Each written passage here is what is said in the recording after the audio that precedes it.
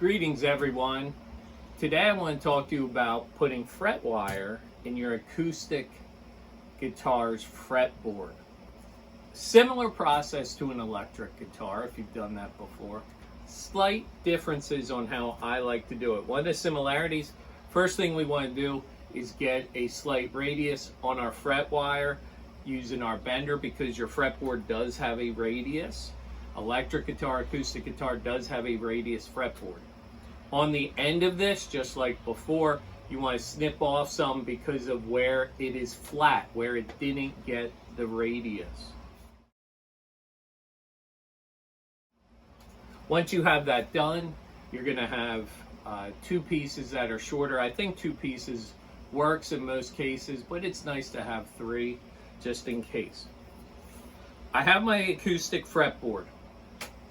This is my Pacific Northwest guitar I'm working on.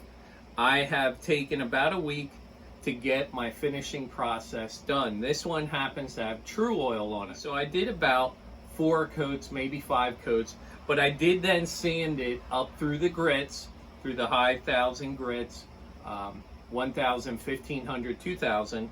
But then my final step was I took some 4-aught steel wool and furniture wax and applied it to this and then buffed it off real good. During those processes where you're doing that, you have to worry about is gunk getting into your fret slots. So make sure you have your fret saw handy while you're doing that. And every couple coats, it's nice to very carefully take your fret saw and clean out those grooves, your fret slots, and make sure they're good. If you're doing any kind of engraving, I used an air hose every time to make sure there was no dust or anything getting formed in there. Another thing you're going to notice about the way I'm doing this is it is not on my neck.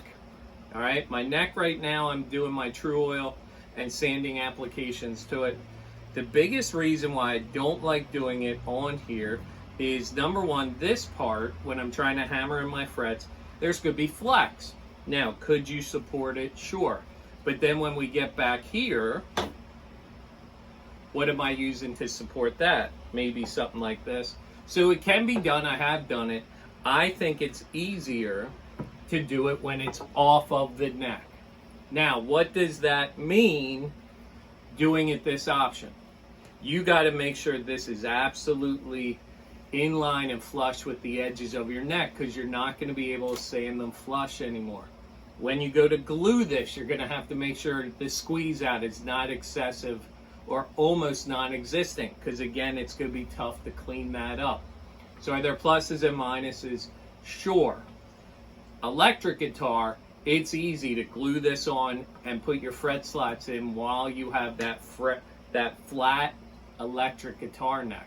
But because we have the break angle on the acoustic guitar in the heel, that creates some challenges. So this method or this option is going to be me applying fret wire to the fretboard while it is not on the neck. When you are cleaning out your fret slots, or if you need to make them deeper to accommodate the tang of the fret wire, take your time, make sure you're in your slot. The last thing you want to do is have this pop out and go on top because you're across the grain. So it's going to be really hard to sand that out. Plus, you don't want to have to take the time to do that. So get it in there. On this side, you can see I'm using my finger and my thumb almost to help guide the saw. I've seen some people do this and use that to help guide it. But the big thing is if you just take your time, and I'm not really pushing down, I'm just going back and forth. And as I do that, you can see some of the gunk coming out of there. Might be wax, might be some oil that's not completely dry yet.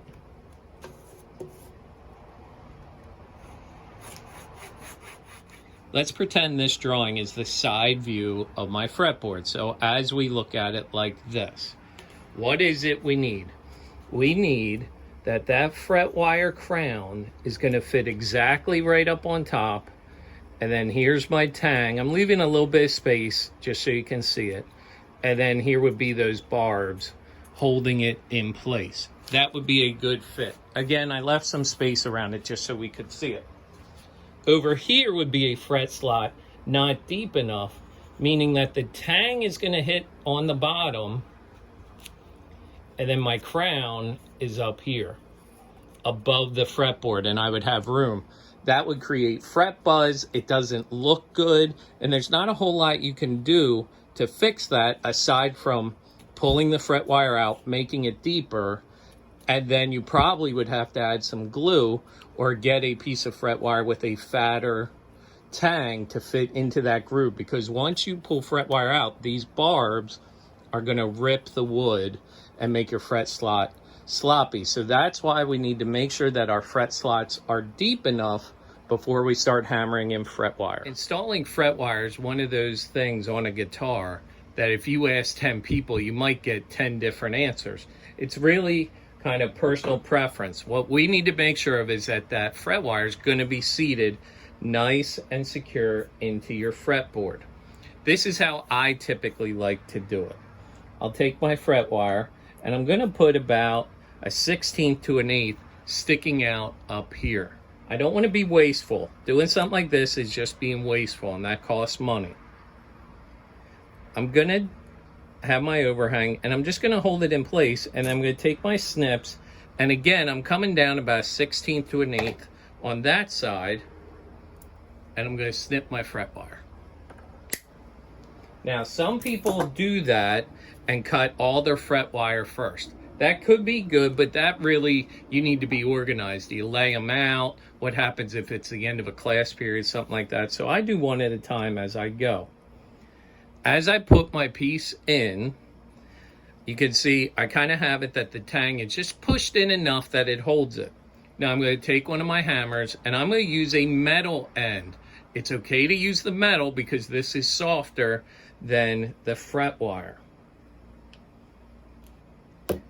I'm going to tap it in the middle and then kind of work my way. I tapped in the middle, worked my way with that way. Now I'm going to work this way, back and forth. And depending what kind of material the fretboard is, sometimes they go easier, sometimes they don't go as easy. But you can see that one wasn't too bad. This is a piece of maple, by the way. And if we look at it from the side, which might be tough, you can see I have just a little bit of space underneath, but not terrible. How do I know if I'm seated? When I look this way. Now you can see over here, I'm seated. In the middle though, it's lifted up. And then lifted up over here. So I could go to a fret press at this point with a caul that matches this radius. I'm just going to hit it some more. And I'm not wailing on this thing. I'm not trying to smash it. Just kind of tapping it. Now I'm going to look at it. It looks better to me. The other thing you can do is, if your nails are long enough, try and put it underneath there. If a nail can fit underneath, then you're too high. You're not seated. Now, I could go and keep doing, but to save time, what I'm going to do is now take my nips, and notice I'm going from the side. I'm not going up and down. If I do this, it could actually have some leverage action and pull that out. Be careful when you nip this, in case it goes flying. And what I'm doing is I'm taking the jaws of this right up against the wood, which again is something that other people might tell you differently. I think that saves us effort when we go to file this, which will be coming up. So now we have a good width of that piece. If we look at it again, it's pretty well seated. My ends are maybe up just a little bit. So I could come back in, hit that a little bit more.